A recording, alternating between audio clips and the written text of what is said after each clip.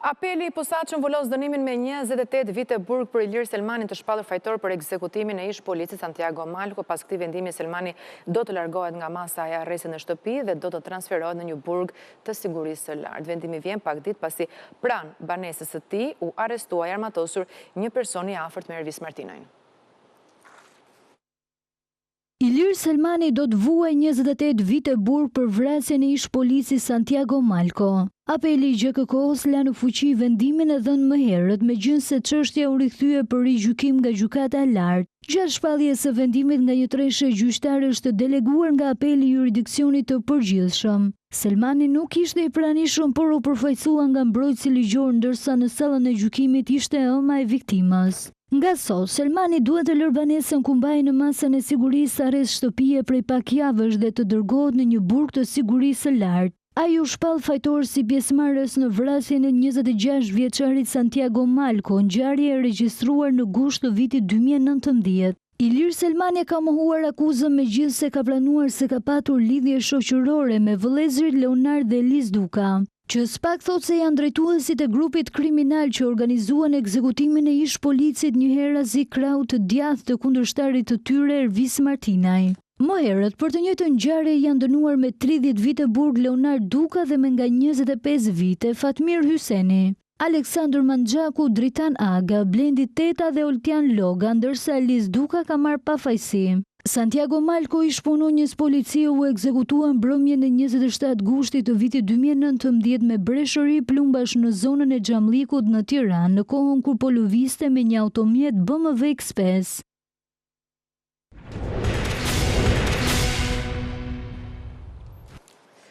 Mirë, në ndjekim edhe njëherë vazhdimin e fjalës së kryeministit Edi Rama në aktivitetin dyfishos si përmarrjen tënde.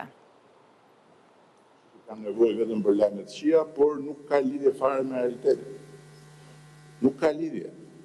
Është pa lidhje. Sepse nëse do të ishte e vërtet, do të ishte një alarm që nuk do vinte nga kanalet e informimit me si ata që i bien violinës me vesh. Po do vinte nga kanalet institucionale të organizmave ndërkombëtare, financiare që ndjekin ekonominë tonë me lupë. A ka ekonomi informale në Shqipëri? Patjetër që ka. E ky është një problem për ne, është një problem për taksa paguesit. Por për këtë nuk mund të ankohen ata që bëjnë informalitet. A ka në Shqipëri para të pisët që qarkullon? Po patjetër ka, po ku nuk ka. Dhe është shumë e ligë në thelb që t'jam veshur Shqipërisë, duke qenë shqiptar, nuk ka fare rëndësi se kush është në qeveri e kush s'është në qeveri. T'ja veshur Shqipërisë, duke qenë shqiptar, duke pas pasaportën shqiptare. Këtë lloj kostumi kaq të ndyrë, nuk di se çfarë duhet jesh. Për ata që e bëjnë. Kështu që tek ky program është dhe pjesa juaj, dhe t'jeni shumë mirë që është dhe pjesa juaj. Kur ne themi teknologji, kemi parasysh dhe ju. Kur ne themi industri përpunuese, kemi parasysh dhe ju, por nuk kemi parasysh fasonët. Se nuk e gjeni dot më ju asnjë nga vajzat e atyre grave që janë ullur të makina qepse në 91-shin e 92-shin, kur vinin nga zonat më të varfra të Shqipërisë për një jetë më të mirë këtu dhe jetonin në tenda plasmasi ke fusha e Kamzës. Asnjë nga vajzat e atyre grave nuk vjen tullet makinë qepse. Dhe të bëj punën e nënës që nëna bëri për 20-30 vjetë, edhe që jeri koha dalin pension ose që ka dalin pension, për të marrë pagë minimale. Si, ku e gjeni ju? Nuk e gjeni dot më këtë lloj tipologjie në tregun e punës, nuk e gjeni dot më këtë lloj krau pune. Kjo duhet ta harroni, dhe kush e ka harruar, po ecën dhe po transformohet. Kush nuk e ka harruar, thjesht dhe vetëm pret nga qelli që të ndodhi në një mrekulli, si presësh që të ngjallet një vdek. Nuk ka më kështu. Ata që e kanë kuptuar, tani më, çfarë po vuajnë? Po vuajnë që nuk i kanë forcat e mjaftueshme që ju duhen dispozicion. Sepse e të rogjën shumë litarin, edhe në industri e turizmit, shëndet fjalë e vërtet, e të rogjën shumë litarin me pagat, dhe tani janë gati të paguajnë dhe më shumë se në Greqi.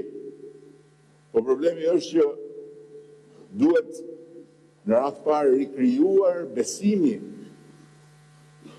i shqipove që të vinë të futen në punë dhe të marrin më shumë se në Greqi dhe mos rinë në Greqi.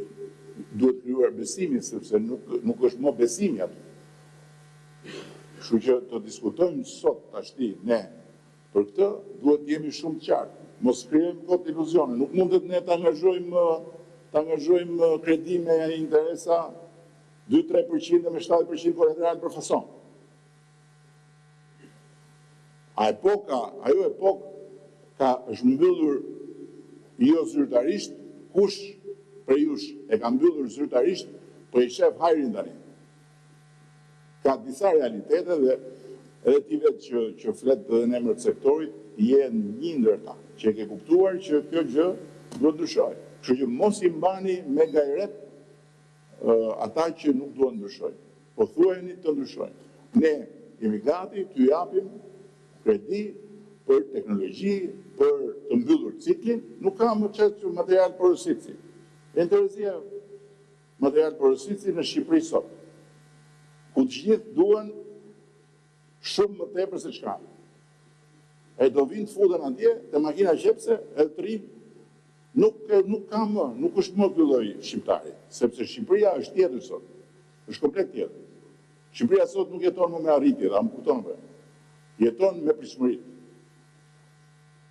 Nuk krahasohet më fare, jo po ku ishim, ne themi 2013, të gjitha atyre që sot janë deri në 35 vjeç, ju duket siç më duket mua me lytë trebisën po Azov.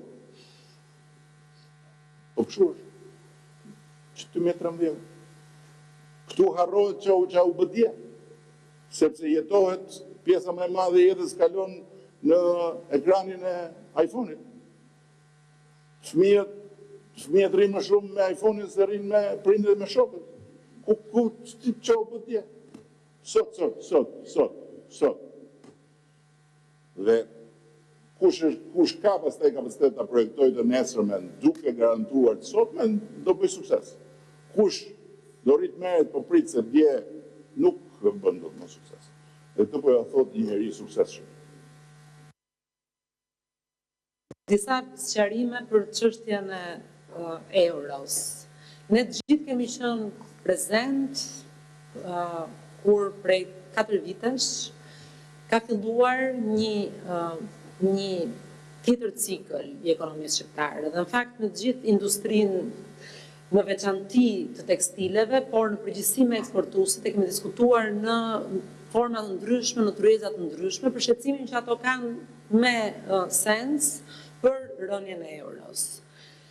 Ne kemi thënë që në kryet herës që ne nuk e adresojmë rënien e euros, pasi që sapo filloi që leku të forcohet, ne u angazhuam në gjitha institucionet, përfshirë Bankën e Shqipërisë, përfshirë drejtorinë e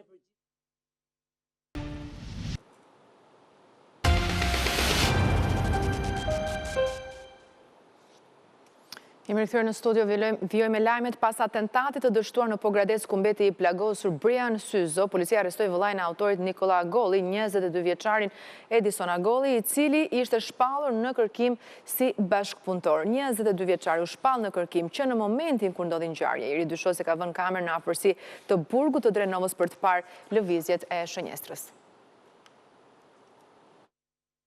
Një nga personat e shpallur në kërkim për plagosjen e shtetasit Brian Syzo, ngjarje ndodhur më 30 qershor në Pogradec, tashmë është arrestuar. Në pranga është vënë vëllai i autorit Edison Agolli. ABC News mësoi pranë grupit hetimor se ditën e djeshme është kapur 22 vjeçari Edison Agolli, i cili ka qenë bashkë me vëllain e tij dhe 2 persona të tjerë në momenti kur kanë tentuar të vrasin me armë zjarri Brian Syzon. Mbi 22 vjeçarin rëndon akuzë e vrasjes me paramendime kryer për interes hakmarrje, e mbetur në tentativë kryer në bashkëpunim. Njëkohësisht krahas ngjarjes së ndodhur në Pogradec, arrestimi i Agollit lidhet edhe me vendosjen e kamerës në afërsi të JVP-s Drenov për të parë lëvizjet e Syzos. Ngjarja ndodhi në lagjen nr. 3 të Pogradecit, ku Brian Syzo qelluar me armë zjarri teksa ndodhej në automjetin e tij të parkuar. Ai mbeti i plagosur në këmbë. Pas atentatit u arrestuar Nikola Agolli dhe David Prifti, ndërsa një person tjetër është në kërkim. Gjatë hetimeve policia sekuestroi 3 automjete dhe 6 telefona celular. Sipas policisë, motivi i dyshuar i atentatit është hakmarrja, pasi në tetor të vitit 2025 vëllai i Brian Syzos dyshohet se kishte plagosur Nikola Agollin në një berberhane. Ndërkohë është arrestuar edhe Brian Syzo, pasi gjykata e apelit la në fuqi një vendim të vitit 2023 për veprën penale të prodhimit dhe shitjes së narkotikëve. Ai do të vuajë dënimin me 3 vjet e 4 muaj burg. Një sinjal SOS u vuri në lëvizje policinë kufitare të Vlorës. 11 emigrant nga vendet e treta u shpëtuan në det pas kërkesës për ndihmë. Ata u transportuan drejt Triportit pasi lëshuan sinjalin SOS rreth 8 mile larg rrugderdhjes së Vjosës, ndërsa dyshohet se po tentonin kalimin e palishëm të kufirit. Ndërhyrja në kohë e policisë kufitare e Vlorës dhe Guardia di Financës bëri të mundur shpëtimin e tyre. Ky është momenti kur 11 emigrant nga vende të lindjes së mesme që lëshuan sinjalin SOS në ujërat e Vlorës shpëtohen nga policia kufitare e Vlorës. Operacioni i shpëtimit u zhvillua në orët e para të mëngjesit të së premtes, pasi rrezikuan mbytjen. Emigrantët kërkuan ndihmë rreth 8 milje larg rrugderdhjes së Lumit Vjos, pasi mjeti i tyre lundrues kishte mbetur në vështirësi. Fal reagimit të shpejtë të strukturave të shpëtimit u bë e mundur ndërhyrja në kohë dhe shpëtimi i të gjithë personave që ndodheshin në bord. Në operacion morën pjesë mjetet lundruese të Delta Forces dhe policisë kufitare, të cilët arritën të lokalizonin gomonen dhe të nxjerrnin në breg 11 emigrantët. Të përfshira në aksion për shpëtimin e tyre, Guardia di Financa dhe policia kufitare, të cilat kanë nisur patrullimet sërish në det për të parë nëse ka raste të tjera të kalimit të palishëm të kufirit. Emigrantët e shpëtuar rezulton të jenë shtetas nga Haiti, Afganistani, Bangladeshi dhe Pakistani. Burime konfirmojnë se destinacioni i tyre ishte Italia. Pas shpëtimit, 11 emigrantët u transportuan fillimisht në zonën e Triportit, ku ju nështruan kontrolleve mjekësore. Fatmirësisht të gjithë ndodheshin në gjendje të mirë shëndetësore. Më pas u shoqëruan në drejtorinë vendore të policisë, ku po merren në pyetje. Një thertore improvizuar në banesë dhe mbetjet e hedhura në Lumin Vjos kanë çuar në pranga një 62 vjeçar nëpërmjet. Policia dhe AKO zbuluan një aktivitet jashtë kushteve higjieno-sanitare. Për ngjarjen janë proceduar edhe 2 veterinerë. Përfundon në pranga një 62 vjeçar nga Përmeti, i cili ushtronte aktivitetin si kasap jashtë çdo standardi higjieno-sanitar. Autoriteti kombëtar i ushqimit ka bërë me dije se për therrjen dhe shitjen e mishit ishte përshtatur një ambient në banesën e tij në fshatin Qilarisht si thertore, ndërsa mbetjet i hidhte më pas në Lumin Vjos. Për këtë shkelje janë proceduar penalisht edhe 2 veteriner të zonës. AKU ka marrë masën e bllokimit të ambientit ku ushtroi kjo veprimtari e paligjshme, ndërsa ka ndëshkuar pronarin edhe me një gjob në vlerën e 200.000 lekëve të rinj. Arrestimi i 62 vjeçarit erdhi pas marrjes së informacionit dhe kontrollit në ambientin që ishte përshtatur si thertore jashtë kushteve minimale higjieno-sanitare. Gjatë kontrollit në banesën e shtetasit me iniciale AL është konstatuar një ambient i përshtatur si thertore për bagti të imta, ndërsa janë gjetur 10 bagti në proces therrjeje, si dhe një pjesë e tyre të therrura. Gjithashtu u gjetën edhe 10 matrikuj për bagëti të dyshuara të falsifikuara. Më pas, shërbimet e policisë dhe AKU kanë konstatuar edhe një tubacion përmes të cilit mbetjet e therrjes shkarkoheshin dhe hidheshin në Lumin Vjos, duke shkaktuar ndotje të mjedisit dhe të ujrave. Mbi 62 vjeçarin rëndojnë akuza për veprat penale, fshehja e të ardhurave, prodhimi i kundërligjshëm i artikujve dhe mallrave industriale ushqimor, falsifikimi i vulave, stampave ose formularve, si dhe ndotje e ujrave. ndërsa 2 veterinerët akuzohen për veprën penale shpërdorimi i detyrës pasi dyshohet se nuk kanë ushtruar kontrolle dhe nuk kanë marrë masat që u ngarkon ligji për bagëtitë e 62 vjeçarit.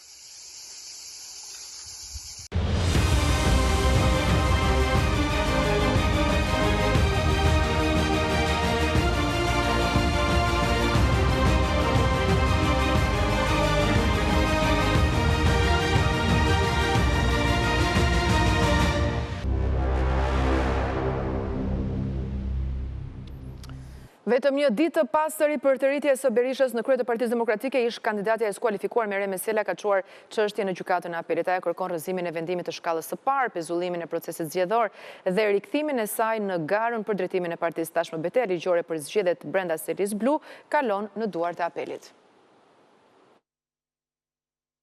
Ska fest për doktorin, një ditë pas ripërtëritjes, ish kandidatja e skualifikuar nga gara Mereme Sela ka ankimuar në gjykatën e apelit vendimin e shkallës së parë për pushimin e çështjes për zgjedhjet për kryetar të Partisë Demokratike. Mereme Sela kërkon nga apeli të rrëzoj vendimin e shkallës së parë dhe të skualifikoj Sali Berishën si kryetar të Partisë Demokratike, të pezullojë zgjedhjet dhe të rikthejë atë vetë si kandidate për kryetare. Gjykata e shkallës së parë i dha të drejtë Berishës, tani është në dorë të apelit. Mereme Sela, pavarësisht se nuk kandidoi dot, rezultoi surpriza e vërtet e zgjedhjeve të Partisë Demokratike. Ajo u shfaq në ditën e fundit të regjistrimit të kandidaturave në Selim Blu, por u skualifikua bashkë me Ervin Salianin, Alesia Balliun dhe Evi Kokalarin. Sali Berisha përfundoi në një garë me veten. U duk se mjekja Mereme Sela do të ishte kandidatja kukull përballë doktor Sali Berishës, por rezultoi e kundërta. Mereme Sela denoncoi menjëherë farsën Partinë Demokratike dhe dorëzoi 2 padin gjykatën e Tiranës. Njëra ju kthye për korrigjim, tjetra ju pushua. Pas ripërtëritjes, Partia Demokratike ka ikur me pushime, por Meremja po kujdeset që të paktën Berisha dhe Noka